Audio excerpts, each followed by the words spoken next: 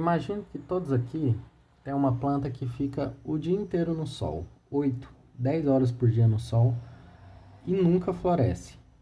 Provavelmente ela nunca vai florescer. E isso não tem nada a ver com a quantidade de água que você fornece a ela, com o solo em que ela está, muito menos com a planta estar doente ou não. Na verdade, isso está diretamente relacionado aos períodos de luz e de escuridão que ela recebe. E é sobre isso que vai ser nossa segunda aula do canal, sobre a influência da luz no metabolismo da planta, mais especificamente a influência da luz no processo de florescer que as angiospermas têm. Então, para a aula de hoje, não será preciso de nenhum pré-requisito. É uma aula bem interessante, que tudo que eu vou falar aqui, você vai poder estudar direto e aprender.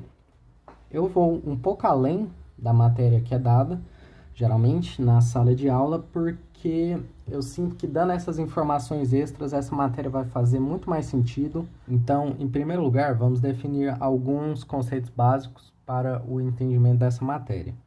Começando com o fotoperiodismo, que seria as reações fisiológicas de uma planta em relação à duração de períodos de luz e de escuridão aos quais ela é exposta. Então, de grosso modo, a maneira como a planta cresce e floresce está relacionado com a exposição dela à luz ou à escuridão. Mas hoje nós já sabemos que, na verdade, quem governa a fisiologia de uma planta não é o sol e os períodos de luz, mas sim o de escuridão, o que nós vamos entender mais tarde.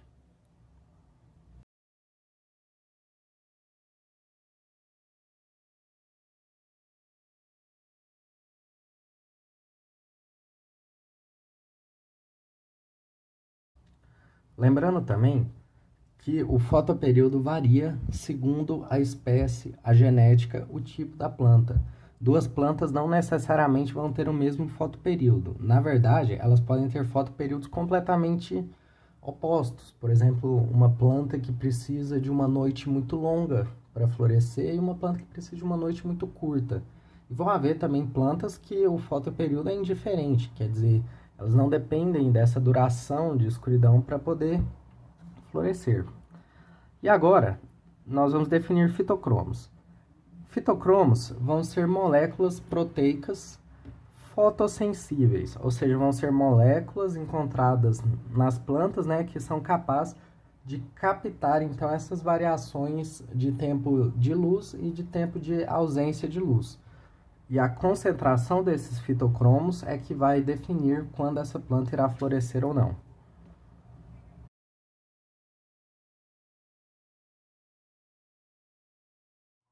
Chegamos então na parte mais importante da aula. O fitocromo, como eu disse, são moléculas proteicas fotossensíveis, podem ser encontrados sobre duas formas na planta. Pode ser encontrado na forma R ou na foto F.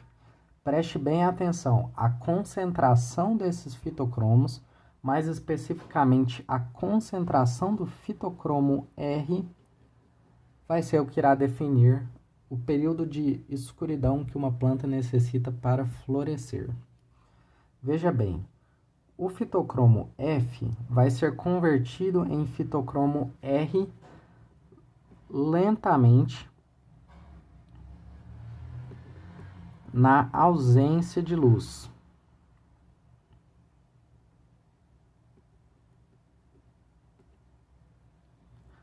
E o fitocromo R vai ser convertido em F rapidamente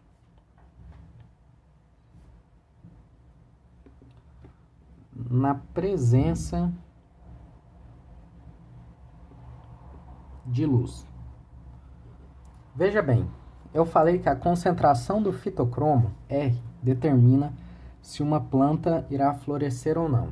Também falei que a concentração de fitocromo R aumenta na ausência de luz, só que ela aumenta devagar, de maneira lenta, e a concentração do fitocromo R diminui rapidamente na presença de luz. Ou seja, Plantas que precisam de uma quantidade de fitocromo R maior para florescer precisam ficar mais tempo no escuro. E plantas que precisam de uma concentração menor de fitocromo R para florescer precisam ficar menos tempo no escuro. Então, isso nos permite classificar as plantas. Então, a partir do momento que nós afirmamos que o fitocromo R, melhor, a concentração do fitocromo R determina se uma planta irá florescer ou não, nós podemos dividir as plantas em dois grupos. Aquelas que precisam de muito fitocromo R para florescer, ou seja, precisam de uma noite longa para dar tempo dessa quantidade de fitocromo R ser sintetizada a partir do fitocromo F, e plantas que precisam de pouco fitocromo F para florescer, ou seja, precisam de uma noite curta para a concentração de fitocromo R ficar baixa. Lembrando que no caso de uma planta que precisa de pouco fitocromo para florescer, então precisa de uma noite curta, se você deixar o tempo de escuridão por mais tempo do que ela precisa, ela não vai florescer. A quantidade de fitocromo R em excesso vai inibir que ela floresça. Mas essa classificação, na realidade, ocorre de uma forma diferente. Essa classificação aqui não está biologicamente correta, mas por uma questão histórica é a terminologia que usamos até hoje. Até porque, até pouco tempo atrás, não se sabia que era a noite que determinava se uma planta iria florescer ou não. Pensava-se intuitivamente que era a luz do dia. Mas não tem problema, vou explicar para vocês passo a passo porque faz bastante sentido do mesmo jeito. Então pensa comigo, se uma planta precisa de um dia longo para florescer, quer dizer então que a noite dela vai ser menor.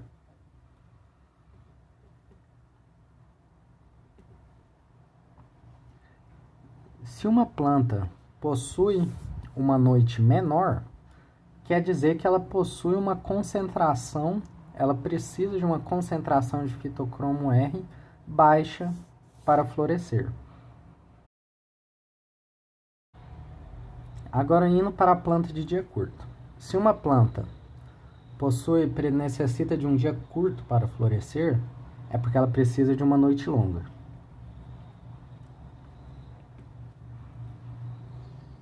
Se ela precisa de uma noite longa, é porque ela precisa de uma concentração alta de fitocromo R, já que vai demorar muito para ele ser convertido. Então, agora que eu expliquei isso para vocês, eu posso introduzir o conceito de fotoperíodo crítico. Fotoperíodo crítico, como aqui está escrito, é o limite entre a ocorrência ou não de atividade metabólica na planta. Então pensa comigo, foto é luz, fotoperíodo, tempo de luz. Se uma planta é de dia longo, quer dizer que ela necessita estar acima, ela precisa receber mais luz do que seu fotoperíodo crítico. Se uma planta precisa de um tempo de luz menor, podemos afirmar então que ela está abaixo do fotoperíodo crítico.